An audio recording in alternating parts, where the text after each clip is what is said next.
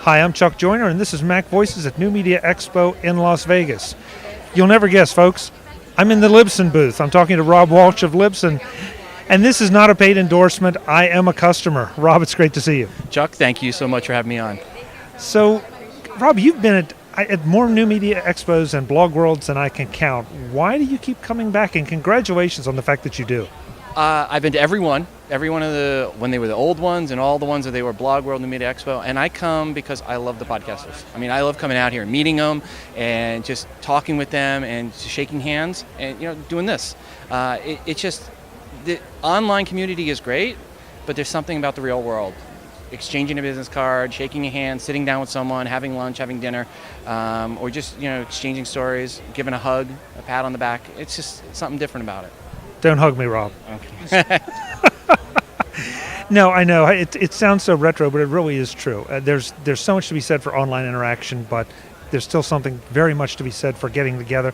We just saw a lady that I've seen at multiple, and I know you have, from Denmark, and here she is, and here we are. Yeah, Karen was here, and she does it. I mean, I travel here from Kansas City. That's easy. It's like jump on a plane, 3 hours later, I'm here. Or not even 3 hours. She has to come from Denmark, and she comes over to these events, and you have to, God bless her. She does. It's a wonderful thing for seeing her. So how's Libsyn going? When I first started with you all, you were just getting off the ground, and your services by comparison to today were very limited, and now you offer a whole lot of stuff. Yeah, I mean, I personally was a user for Libsyn before I even started working for them. I've been with them 5.5 years, but I've been using them for over 7.5 years. And I, like you, when I first started using them, there was just a limit, but I use it mostly for media hosting. But now we've got smartphone apps, we've got pushing out to WordPress, pushing out to Blogger, so you can just upload to us and it automatically publishes on your WordPress or your Blogger account. We have a premium offerings for people that wanted to sell just a subscription offering out to people where they lock sub files down. But iOS and the Android apps really have taken off. We've got a lot of those out there, especially on the Android side. It really helps podcasters because after Google killed off Google Listen on the Android side, it's tough for podcasters to get noticed there. We've seen so much discussion about blogging and podcasting, and it ramps up and it crashes, and it ramps up and it crashes. Does it really? I mean, I don't think so, but in the media it certainly is portrayed that way. What happens is there was a time where there was some tech bloggers, some influential tech bloggers, and they were like, podcasting is, it's not growing anymore. And they based that conclusion on the fact that their shows weren't growing. It wasn't that podcasting wasn't growing. Podcasting has moved. The biggest podcasts, when you look in iTunes, are not tech podcasts. It's comedy podcasts, it's sports podcasts, it's education podcasts. These are the big ones. And guess what? Everybody's gone to school. Everybody likes to laugh. And most people like sports. That's mainstream. Podcasting has moved to mainstream. So it keeps growing. We keep seeing more and more downloads. We saw over 1.6 billion downloads a year at Libsyn. So we're seeing it. And we have over 95% of the top comedy podcasts. And I can tell you, based on their numbers, it is not slowed down. It's grown every year, every quarter. Over quarter, we see more and more downloads. Rob, you first of all, you are a podcast producer. Absolutely. My first podcast started over 8 years ago called Podcast 411. It's on hiatus because I want to do it again. But the problem was I started this other podcast 5.5 years ago, right before the iPhone came out, called Today in iPhone. And that got really popular. And here I was working for over 2.5 years on Podcast 411, which is interviewing other podcasters, doing everything I could. And in 3 months, with not doing any promotion hardly at all, other than mentioning it on my other podcast, the audience tripled the size of Podcast 411 because it was about the iPhone. So now it's Today in iOS because it covers everything, and that show is really big, and it's made enough money for me personally on the side that my wife could quit her job, come home and spend the time with our kids. So people say, what does podcasting mean to me? It means that my kids have their mother home with them all the time. That's impressive. I've always considered myself not a podcaster, but a content creator. If there's another way to deliver what I do, that's fine. I'm not in love with the idea of being a podcaster. It just happens to be the medium.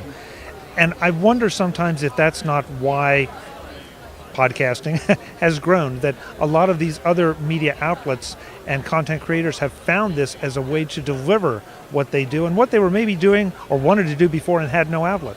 Well, I mean, you look at some of the biggest podcasts on iTunes. You look at Adam Carolla, you look at Smodcast, you look at Joe Rogan, you look at The Nerdist, you look at Jay Moore. These are some of the biggest ones that are out there.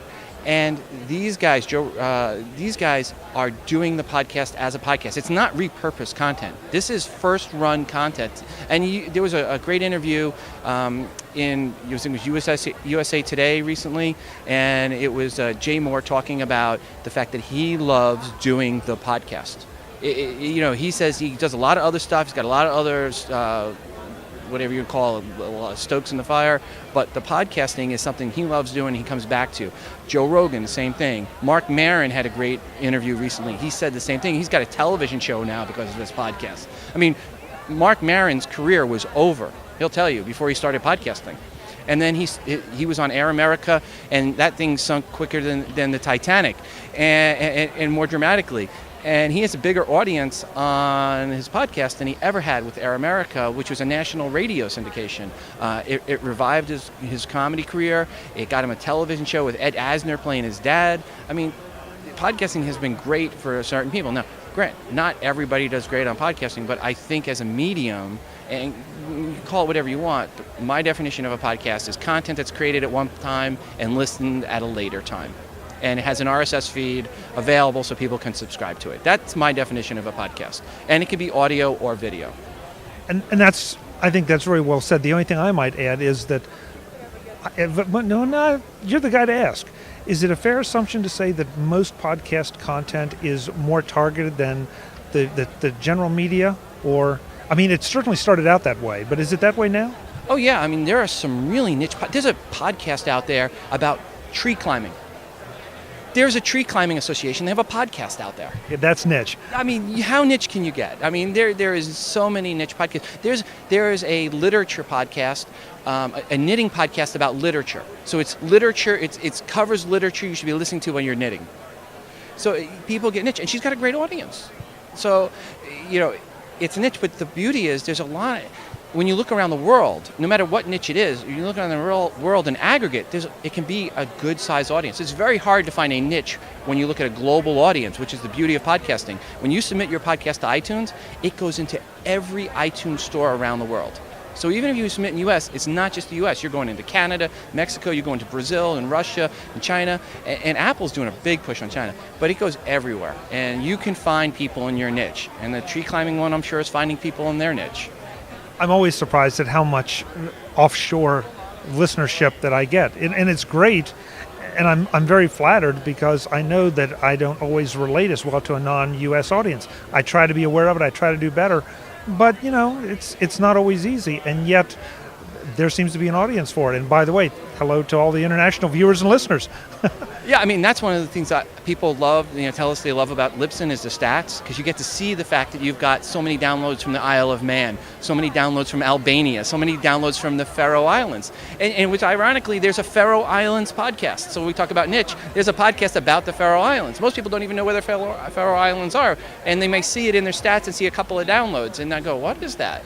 I even did a contest on Today on iOS. I said, okay, I was like the Faroe Islands, Isle of Man, and Albania. And I said, if you're listeners in these countries, if you can get more friends, because they only had like 2 downloads an episode on average per month. And I said, if you can increase yours more than the other guys, I will put your flag as my album artwork for the episode for the next month.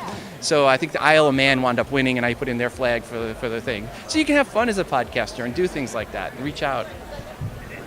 Again, asking as a producer, do you find that your audience is more engaged than maybe some traditional audiences? Yeah, and I think now in podcasting, your audience can be much more engaged, because today, now what we see, half the audience is coming from a mobile device. So you're looking at half of your downloads are coming for this. You know what this mobile device is also great at? Feedback. So if you give your audience a phone number and you keep saying, hey, give me a call, 206-666-6364, 206-MOON-DOG, that's my phone number to call in. I get a ton of listener feedback from people that are listening to the show on their mobile device. I said something, or someone called and asked a question, and it gives them an opportunity at that point in time to call the show. Just call in right then and give your feedback. And then I bring that into the show all the time. I mean, every episode I have listener feedback. I love listener feedback. MOON-DOG? 206 Moondog, yeah, people ask me about that. I was doing a podcast tutorial, and K7.net used to let you customize your numbers. And I was doing a tutorial, and for an example, I said, well, if you're doing a dog podcast, you could have Moondog. And then I went to go get a customized number for iPhone, and K7.net, from the time I did the tutorial to the time I went to get it, which was like 2 weeks, changed their service to not allow customized your phone numbers anymore. So I was stuck with this 206 Moondog one. I said, well, it's easy to remember, so I use it for the show. That works.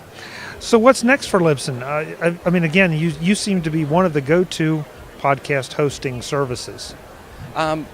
In the last year, we've added a lot of new features. One of the big ones we've added was on-publish to WordPress, so you can upload to Libsyn and then have that publish out as a post and title and description out to WordPress, including our new HTML5 player, which we just launched a new version of the HTML5 player, which obviously is really important with mobile devices because you want to have something that plays on an iPhone and an iPad.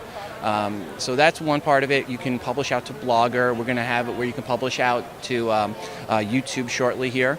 And then we're going to add some where you can publish a post out to your LinkedIn account and eventually some for Tumblr.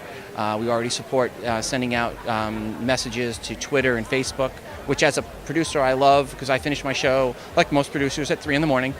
And at 3 in the morning, I make it live on my feed, I make it live on my blog, but it doesn't give you much juice if you put it live at Facebook and Twitter at 3 in the morning. So I set it up when I do the show to go live at 10 a.m. for my Facebook and my Twitter post. And it says, it just announces the show. So then I go to sleep or pass out at that point whenever the 5-hour energy drink kicks off.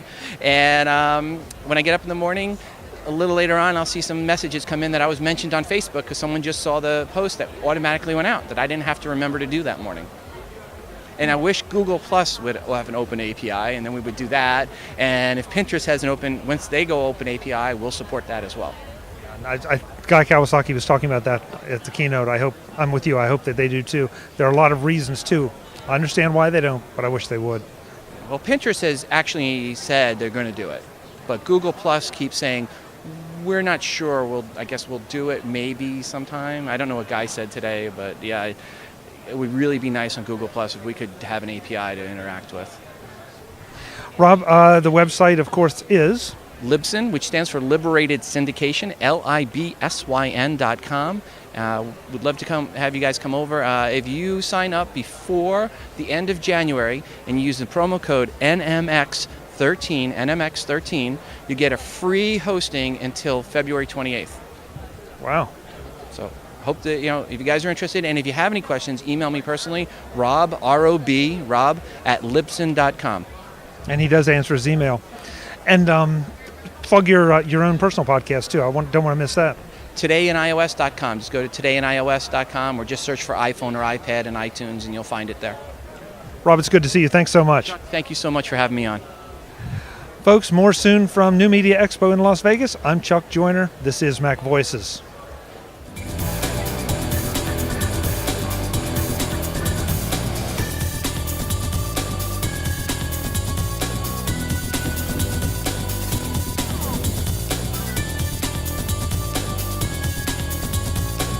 The Mac Voices briefing is part of the Mac Voices Group at MacVoicesGroup.com. Advertising handled by Backbeat Media at BackbeatMedia.com.